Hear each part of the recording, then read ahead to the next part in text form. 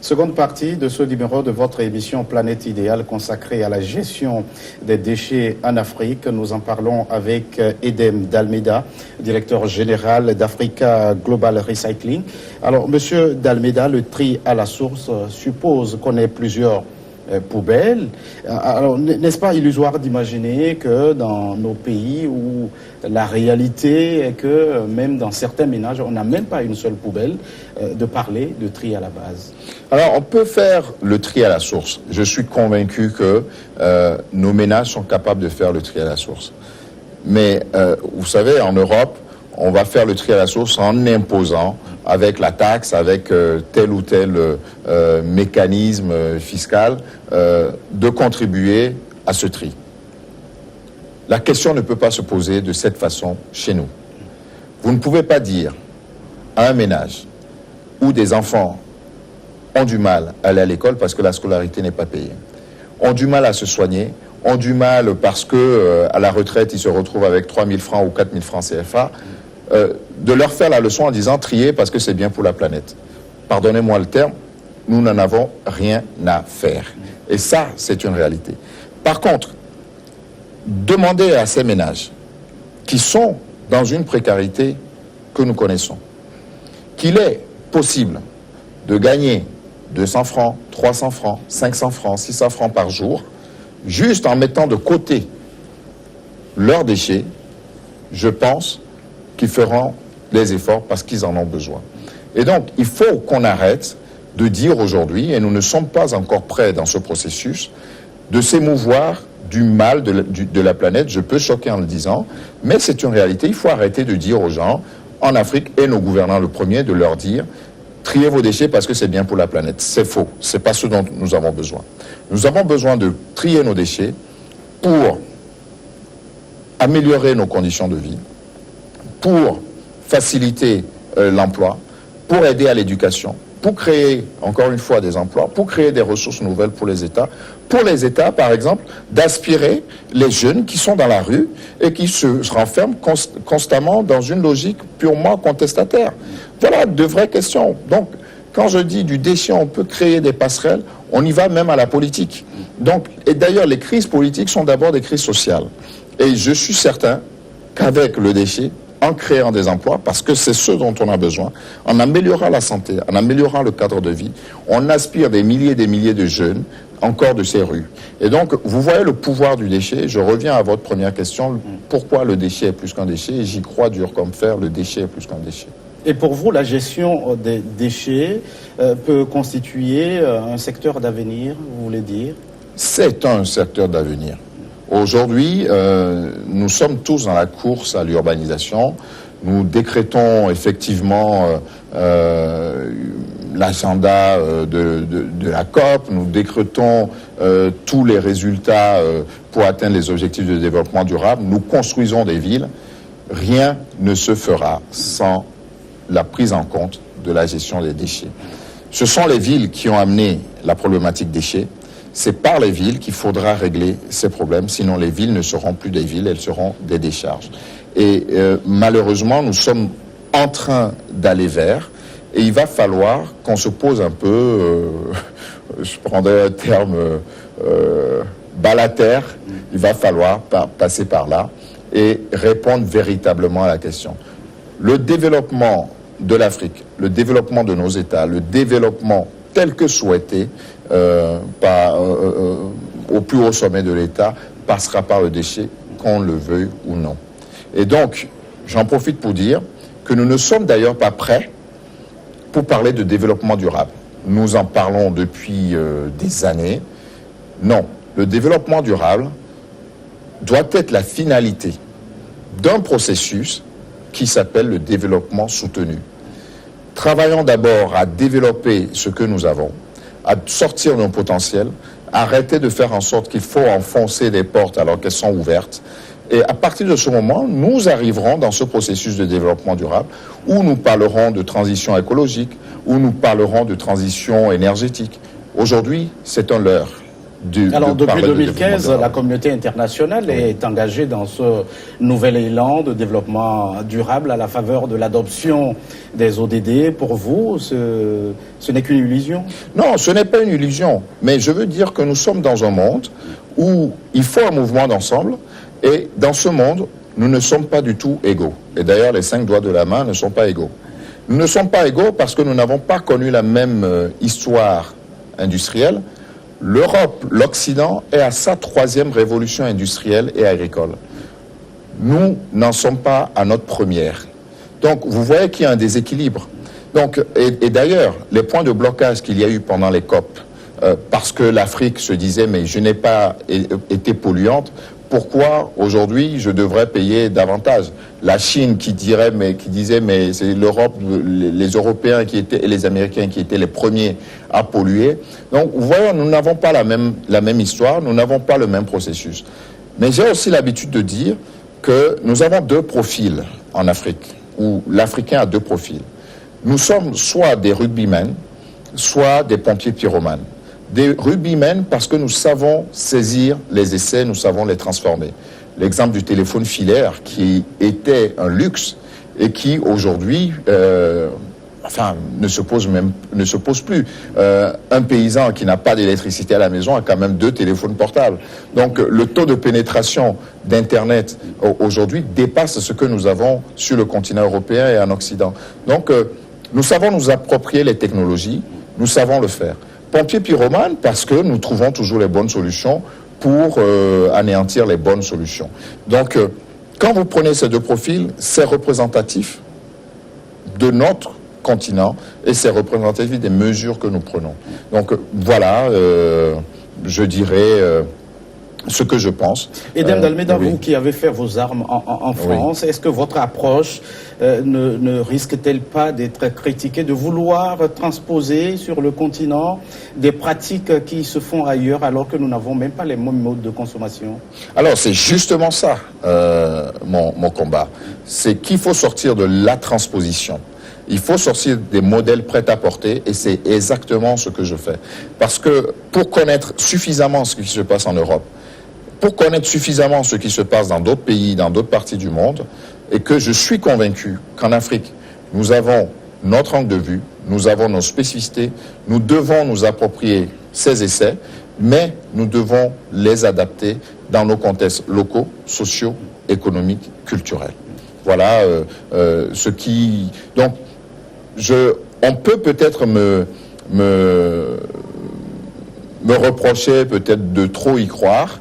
Bon, je laisse à ceux qui le pensent le soin de le penser. Ils ont le droit, j'ai aussi le droit de le penser. Ce qui en est, c'est qu'aujourd'hui, nous nous employons à démontrer et à faire la démonstration que ce que nous avançons est totalement logique, est totalement rentable et profitable pour le pays et pour le continent. On l'a compris, vous y avez foi, Edem Dalméda, et votre culture de la gestion des déchets, vous voulez l'implémenter dès la base, et c'est avec le projet Moi Je Trie.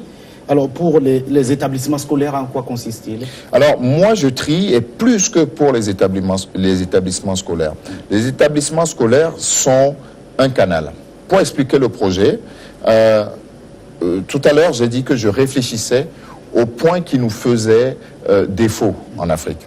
Et donc, la gestion des ménages, des déchets ménagers, pour moi, a été toujours déplacée ou réglée par des solutions d'urgence. Les solutions d'urgence, c'est nous collectons rapidement, nous nous débarrassons parce que la rue, elle est pleine, parce que la maison, elle est pleine, et nous les envoyons sur la décharge. Et puis, l'idée de mettre en place les centres d'enfouissement ou des centres de traitement. Très bien. Mais entre les deux, il manque quelque chose. Il manque un maillon de la chaîne, parce que c'est une chaîne à construire. Nous avons fait la démonstration que ce maillon, c'est l'école. Et donc, nous avons demandé aux écoles d'intégrer le programme Moi Je Trie, qui consiste en ceci. Nous vous aidons à mettre en place, nous finançons les bacs de tri sélectif. Donc vous avez des écoles aujourd'hui avec un kit de 3 tri sélectifs, exactement comme cela se passe en Europe, plastique, métaux et papier. Mais l'intérêt, c'est que l'enfant doit absolument ramener les déchets recyclables provenant de la maison. Ainsi, il éduque son père, exactement comme il lui dit, papa, tu as grillé le feu rouge, papa ne téléphone pas au volant. Il éduque sa mère parce que maman, tiens, ça je dois l'amener à l'école, c'est pour AGR, c'est pour le recyclage. Et donc petit à petit, on vient à faire du tri sélectif sans avoir de poubelle à la maison. Mais nous allons plus loin parce que notre modèle est toujours dans le cadre d'une économie circulaire, je dirais d'une économie circulaire territoriale. L'argent que nous donnons en rachetant les déchets, donc cette rémunération, l'école s'engage à financer un projet ou à contribuer à un projet économique, social, écologique dans son environnement immédiat. Je vous donne l'exemple de cette école qui a financé les équipements informatiques, une salle informatique d'une bibliothèque de quartier qui accueille 250 enfants dans la commune de Kodjo-Viakopé, dans le quartier de Kodjo-Viakopé à Lomé, grâce aux déchets. Donc voilà des résultats très palpables et qui portent ses fruits. Alors jusqu'à cet été, jusqu'au mois d'août, c'était 5000 élèves qui ont intégré ce programme. 5000 élèves sur la commune de Lomé qui ont intégré ce programme et dont 650 sont venus visiter le centre et ont trié avec nos salariés. À partir de cette rentrée, nous avons un déploiement en cours dans 100 nouvelles écoles. 100 nouvelles écoles, c'est 90 000 foyers éduqués, sensibilisés. Et les entreprises jouent le jeu, les représentations diplomatiques jouent le jeu, les institutions jouent le jeu, puisqu'elles s'associent à AGR aujourd'hui pour financer et cofinancer ces bacs de tri sélectif. Donc, je suis convaincu que petit à petit, en éduquant le citoyen et en lui faisant adopter le geste éco-citoyen, mais attention, en lui permettant de donner du sens à ce geste, parce qu'on veut toujours le changement, mais on ne l'accompagne pas, je suis convaincu que dans nos ménages, dans 10 ans, avec d'autres initiatives comme la nôtre, le tri sélectif est possible et sera réalité dans nos ménages. Et le principe cardinal de ce projet, c'est que plus tu ramènes de déchets recyclables, plus il y aura de sous pour le projet de ton école. C'est un peu la substance, hein, du moins je trie. Oui. Quels sont les projets? Vous avez dit une école qui a financé la salle informatique. Est-ce qu'il y a des projets types qui concernent les écoles dans le cadre de ce mois je trie? Il n'y a pas de projet type, tout simplement parce que il y en a assez de fermer les gens dans les cases. Chacun définit son besoin. Nous travaillons ensemble pour voir s'il est pertinent dans le cadre de ce programme. Des écoles nous ont proposé simplement d'améliorer le tronçon qui passe devant leur école, tout simplement parce qu'en temps de pluie, c'était invivable. D'autres nous disent: nous souhaitons financer des tables-bancs pour une école qui se retrouve en zone rurale. Mais j'ai envie d'aller plus loin. Aujourd'hui, nous avons équipé, grâce au concours, je souhaite le dire, du service de coopération d'action culturelle de l'ambassade de France au Togo, nous finançons les équipements d'une école ici, du lycée d'Adido Gomé, qui a une population de 4000 élèves, une petite commune. Donc, nous avons ce travail-là, mais ce besoin, est-ce que ce lycée a besoin d'aller financer un projet dans son quartier? Non, parce que le besoin est dans l'école. La question de la collation, par exemple, on ne peut pas continuer à venir travailler ou à venir apprendre le ventre vide. La question des latrines, voilà, ce sont de vraies questions. Donc, rien n'est fermé, mais nous travaillons avec nos équipes au projet pour apporter, grâce aux déchets, du bien-être. Parce que pour vous, la culture de la meilleure gestion des déchets passe-t-elle par une éducation à la base? Absolument, absolument. La sensibilisation et l'éducation.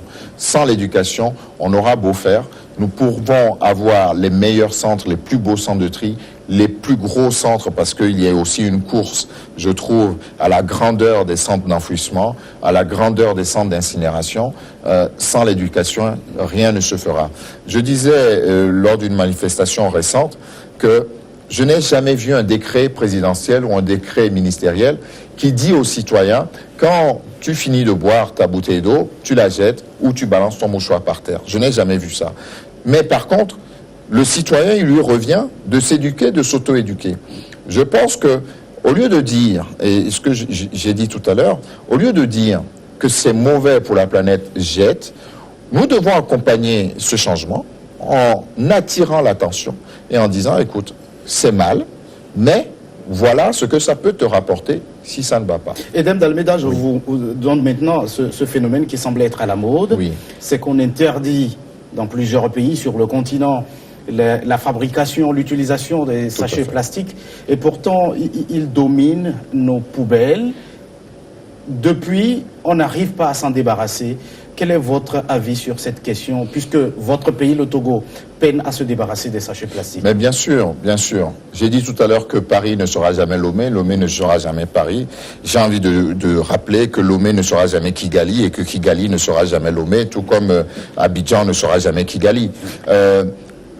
La transposition n'était pas que des modèles venus du Nord. Bien sûr qu'il y a un exemple à suivre. Bien sûr que le Rwanda a fait des choses extraordinaires et qu'il faut aller dans ce sens. Mais nous ne pouvons pas nous contenter de transposer ce que le Rwanda a réussi. Le Rwanda a réussi en y mettant des moyens et en y mettant d'abord une volonté, en y mettant les moyens, mais surtout avec un environnement qui permettait de...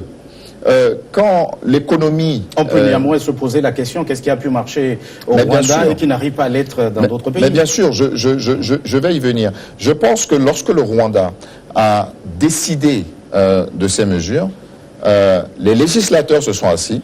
Il y a d'abord eu au sommet de l'État une volonté de dire « je veux que ça s'arrête ». Donc déjà dans l'avion, on vous prévient que votre sac ne passera pas la frontière. Ça, c'est déjà fort. Mais est-ce que l'industrie plasturgiste était forte au Rwanda comme elle l'est dans nos pays? Ce n'est pas le cas. Il y avait une agriculture beaucoup plus agricole, enfin une économie beaucoup plus agricole. Mais lorsque nous avons souhaité, pas seulement vouloir ressembler au Rwanda, mais parce que ça nous permet aussi de cocher des cases auprès de la Banque mondiale, auprès du FMI, auprès des bailleurs, pour être responsables, nous avons oublié d'associer nos industriels parce que dans nos économies, je prends le cas du Cameroun, je prends le cas du Togo, je prends le cas de la Côte d'Ivoire, je prends même le cas du Maroc, le cas de l'Afrique du Sud, où toutes ces mesures ont été un échec parce qu'à aucun moment le législateur n'a associé ou n'a cherché à associer, en tout cas au départ, les industriels, de trouver des solutions différentes et n'a pas réfléchi à l'emploi que ça représentait. La plasturgie dans nos économies de ces pays que je cite, c'est 4 000 emplois par-ci, c'est 40 000 emplois pour d'autres, c'est 14 000 emplois pour d'autres. Donc quand vous décidez unilatéralement de baisser, alors que vous avez des industriels qui ont un contre-pouvoir de vous dire, écoutez monsieur, vous faites sauter cette loi, ou alors vous en faites ce que vous voulez, ou je ferme, parce que je pars, donc c'est moins d'impôts, et que j'arrête, je mets tout le monde au chômage. Et c'est des milliers de compatriotes au chômage. Bien sûr. Edem Dalméda, on l'a compris, nous avons eu le plaisir de recevoir sur ce plateau l'homme qui vit des déchets, dit-on. Merci d'être passé sur ce plateau. Merci de m'avoir reçu, un véritable honneur. Vous êtes le directeur général d'Africa Global Recycling. Merci à vous qui êtes resté à notre compagnie. À très vite pour un nouveau numéro de votre émission.